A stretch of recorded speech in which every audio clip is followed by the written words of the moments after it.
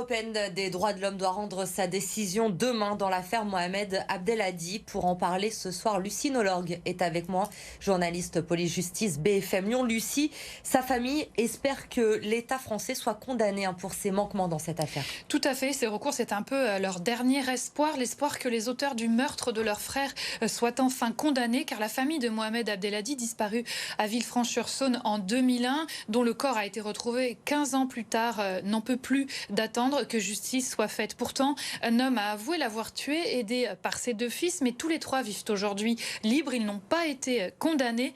La raison, le délai de prescription. Lorsque le corps de Mohamed Abdelhadi a été découvert, le délai légal de 10 ans pour juger un meurtre était dépassé. Cette prescription aurait pu être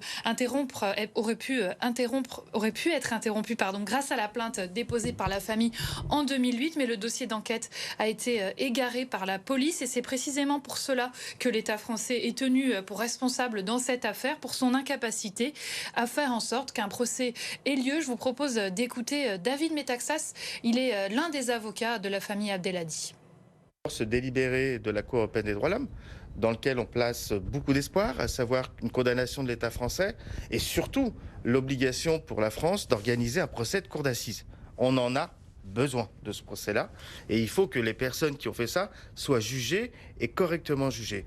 La seconde chose, c'est effectivement, si on n'a pas cela, cette résignation qui va être la nôtre de faire condamner l'État français, ça ne nous amuse pas, par les juridictions nationales d'abord, le Conseil d'État notamment, pour dire oui, il y a une faute lourde du service public de la justice et il faut que la famille soit indemnisée.